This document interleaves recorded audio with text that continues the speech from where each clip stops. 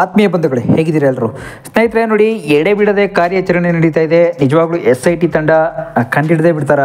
ಯಾಕಂದರೆ ಅಸ್ಥಿಪಂಜರವನ್ನು ಧರ್ಮಸ್ಥಳದಲ್ಲಿ ಎಷ್ಟು ಶವಗಳನ್ನು ನಾವು ತಿಕ್ಕಿದ್ದಾರೆ, ಎಷ್ಟು ಮತ್ತು ಆ ಕ್ರೂರಿ ಆದರೂ ಕೂಡ ಯಾರು, ಮತ್ತು ಅದ್ರ ಹಿಂದಿರುವ ಸತ್ಯ ಆದರೂ ಏನು, ಮತ್ತು ಅದ್ರ ಹಿಂದೆ ಇರುವ ಆ ಧರ್ಮಾಧಿಕಾರಿ ಆದರೂ ಯಾರು ಅಂದರೆ ಧರ್ಮಾಧಿಕಾರಿ ಅಂತಲ್ಲ, ಅದ್ರ ಹಿಂದಿರುವ ಯಾರೋ ಒಬ್ಬ ದೂತ ಯಾರವನು ಅಂತ ಕೂಡ ಈಗಲೂ ಕೂಡ ತುಂಬ ಎಡೆ ನೋಡಿ, ಮಳೆ ಚಳಿ ಗಾಳಿ ಅನ್ನೋದು ಕೂಡ ನೋಡ್ದೇ ಕಂಡಿಡ್ತಾ ಇರೋದನ್ನ ನೀವು ನೋಡ್ತಾ ಇದ್ದೀರಾ.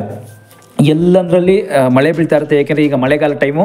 ನಮ್ಮ ಈ ಕಡೆ ಬೆಂಗಳೂರು ಕಡೆ ಮಳೆ ಇಲ್ಲದೆ ಇರ್ಬೋದು, ಆದರೆ ಆ ಕಡೆ ದಕ್ಷಿಣ ಕನ್ನಡ, ಉಡುಪಿ, ಮಂಗಳೂರು ಆ ಸೈಡೆಲ್ಲ ತುಂಬ ಮಳೆ ಇಬ್ನಿ ಟೈಮ್ ಬೀಳ್ತಾನೆ ಇರುತ್ತೆ. ಇಬ್ನಿ ಥರ ಹನಿ ಮಂಜು ಹನಿ ಥರ ಬೀಳ್ತಾನೆ ಇರುತ್ತೆ.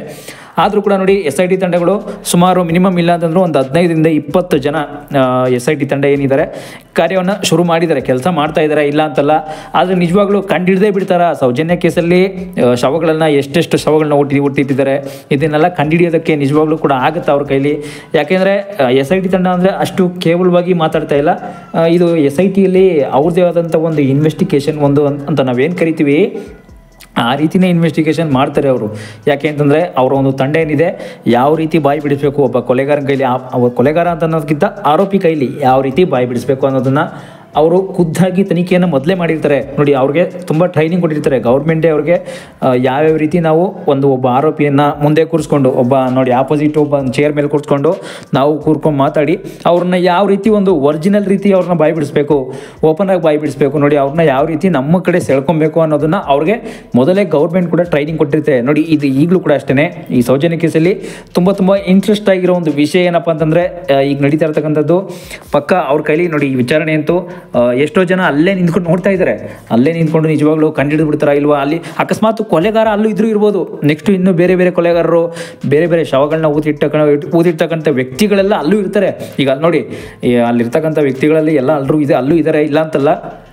ಆದರೂ ಕೂಡ ಶವಗಳನ್ನ ಊದಿಟ್ಟಿರೋದಕ್ಕೂ ಕೂಡ ಯಾರಿಗೂ ಕೂಡ ಗೊತ್ತಿಲ್ಲದೇ ಅದು ಯಾವ ರೀತಿ ನೋಡಿ ಸಾವಿರಾರು ಹೆಣಗಳನ್ನು ಊದಿಡ್ತಾರೆ ಅಂತಂದರೆ, ಅದು ಹಗಲೋ ನೈಟೋ ಗೊತ್ತಿಲ್ಲ, ರಾತ್ರಿನೋ, ಆದರೆ ಸಾವಿರಾರು ಹೆಣಗಳನ್ನು ಅದು ಎಲ್ಲಿಂದ ಊದಿಡ್ತಿದ್ರು, ಹೆಂಗೆ, ಮತ್ತು ಅದು ಹೆಂಗೆ ಕೊಲೆ ಮಾಡ್ತಿದ್ರು, ಒಬ್ರಿಗೊಬ್ರು ಮನೆಯವರಿಗೆ ಗೊತ್ತೇ ಆಗ್ತಿರಲ್ವಾ, ಮತ್ತು ಅಲ್ಲಿನ ಪೊಲೀಸರೆಲ್ಲ ಏನು ಕತ್ತೆ ಕಾಯ್ತಾ ಇದ್ದಾರೆ, ಏನು ಮಾಡ್ತಾಯಿದ್ರು ಅಂತ ಅನ್ನೋದು ಕೂಡ ಈಗಲೂ ಕೂಡ ನಿಮ್ಮೆಲ್ಲರೂ ಕೂಡ ಇದೊಂಥರ ಒಂದು ವಿಷಯ ಏನಂತಂದರೆ ತುಂಬ ತಲೆ ಕೆಡುವಂಥ ಕೆಲಸ ಆಗಿದೆ. ನೋಡಿ, ಅಲ್ಲಿ ಧರ್ಮಸ್ಥಳ ಸುತ್ತಮುತ್ತ ದಕ್ಷಿಣ ಕನ್ನಡ ಜಿಲ್ಲೆಯಲ್ಲಿ ಬೆಳ್ತಂಗಡಿ ಆ ಸರೌಂಡಿಂಗಲ್ಲೇ ಸಾವಿರಾರು ಹೆಣಗಳನ್ನ ಉಳ್ತಾರೆ ಅಂತಂದರೆ, ಸಾವಿರಾರು ಹೆಣಗಳನ್ನ ಸಾಯಿಸಿ ಮಾಡ್ತಾರೆ ಅಂತ, ಮಣ್ಣು ಮಾಡ್ತಾರೆ ಅಂತಂದರೆ, ಸಾಯಿಸುವಂಥದ್ದಂತೂ ಏನು ಅವ್ರೇನು ತಪ್ಪು ಮಾಡಿದ್ರು ಅಂಥದ್ದಾದ್ರೂ ಕೂಡ ಏನು ತಪ್ಪು ಮಾಡಿದ್ದಾರೆ ಅನ್ನೋದು ಕೂಡ ಈಗ ನೀವು ತಿಳ್ಕೊಬೇಕಿಲ್ಲಿ. ನೋಡಿ, ಸೌಜನ್ಯ ಪ್ರಕರಣ ಮಾತ್ರ ಅಲ್ಲ, ಅಲ್ಲಿ ಸಾವಿರಾರು ಹೆಣಗಳನ್ನ ಪದೇ ಈ ರೀತಿ ದಿನ ಒಬ್ಬೊಬ್ರು ಶವಗಳು, ದಿನ ಒಬ್ಬರು ಏನೋ ಸಾಯಿಸೋದು, ಕೊಲೆ ಮಾಡೋದು, ಅವ್ರನ್ನ ಈ ರೀತಿ ತಗೋಗಿ ಅವ್ರನ್ನ ಮಣ್ಣು ಮಾಡಿಬಿಡ್ತಾ ಗೊತ್ತಾಗ್ಬಿಡೋದು. ಅದರಿಂದ ಅವ್ರಿಗೇನು ಸಿಗುತ್ತೆ ಈ ರೀತಿ? ಇದು ನೋಡಿ, ಕಾನೂನನ್ನು ಅವ್ರ ಕೈ ತಗೊಳ್ಳೋದಕ್ಕೆ ಅವ್ರು ಯಾರು ಅಷ್ಟಕ್ಕೂ ನೋಡಿ, ಅವ್ರು ಯಾರೇ ಇರಲಿ ನ್ಯಾಯ ಸಿಕ್ಕಲೇಬೇಕು, ಇಲ್ಲ ಅಂತಲ್ಲ.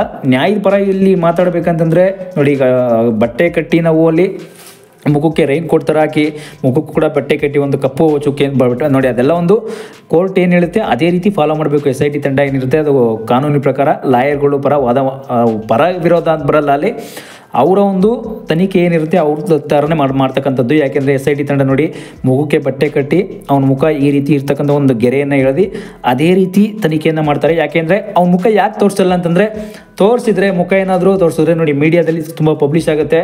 ಮತ್ತು ಆ ಮುಖ ತೋರಿಸ್ಬಾರ್ದು ಅಂತಲೂ ಕೂಡ SIT ತಂಡದಿಂದ ಒಂದು ರೂಲ್ಸ್ ಇರುತ್ತೆ. ಮುಖ ತೋರಿಸ್ಬೇಕಾದ ಒಂದು ಸನ್ನಿವೇಶ ಬಂದೇ ಬರುತ್ತೆ. ನೆಕ್ಸ್ಟ್ ಮುಂದೆ ಏನು ಮಾಡಬೇಕು, ಮತ್ತು ಇನ್ನೊಂದು ಏನಂತಂದರೆ, ಮುಖ ಯಾಕೆ ತೋರಿಸ್ತಾ ಇಲ್ಲ ಅಂತಂದರೆ SIT ತಂಡದವರು ನಿಜವಾದ ಅಪರಾಧಿ ಇವನಲ್ಲ, ಅಪರಾಧಿನೇ ಬೇರೆ ಯಾರು ಇರ್ತಾರೆ, ಅದನ್ನು ಬಾಯಿ ಬಿಡಿಸೋ ರೀತಿಯಲ್ಲಿ ಮುಂದೆ ಬಿಡಿಸ್ತಾರೆ, ಇಲ್ಲ ಅಂತಲ್ಲ. ಅಲ್ಲಿ ಶವಗಳನ್ನ ಊತಿಟ್ಟಿದ್ದೀನಿ ಅಂತ ಬಂದಿದ್ದೇನೋ ಒಬ್ಬ, ಆದರೆ ಅಕಸ್ಮಾತ್ ಶವಗಳನ್ನ ಊತಿಟ್ಟಿರೋದ್ರ ಮೇಲೆ ನೆಕ್ಸ್ಟ್ ಡಿಪೆಂಡ್ ಆಗುತ್ತೆ ಏನಾಗುತ್ತೆ. ಹಂಗಾದ್ರೆ ಮುಂದೆ ತನಿಖೆ ಎಲ್ಲಿಗೆ ಹೋಗುತ್ತೆ? ಹಾಗಾದರೆ ನೋಡಿ, ಇಷ್ಟು ಶವಗಳನ್ನ ಊತಿಟ್ಟಿದ್ದೀನಿ ಅಂತ ಕೂಡ ಅವ್ನು ಗ್ಯಾರಂಟಿ ಕೊಟ್ಟಿಲ್ಲ, ಇಲ್ಲ ಅಂತಲ್ಲ. ಏನೋ ಅವ್ನು ಎಷ್ಟು ಶವ ಊತಿಟ್ಟಿದ್ದೀನಿ ಮತ್ತು ಎಲ್ಲೆಲ್ಲಿ ಊತಿಟ್ಟಿದ್ದೀನಿ ಅನ್ನೋ ಜಾಗಕ್ಕೆ ಮಾತ್ರ ಕರ್ಕೊಂಡು ಹೋಗಿದ್ದಾರೆ.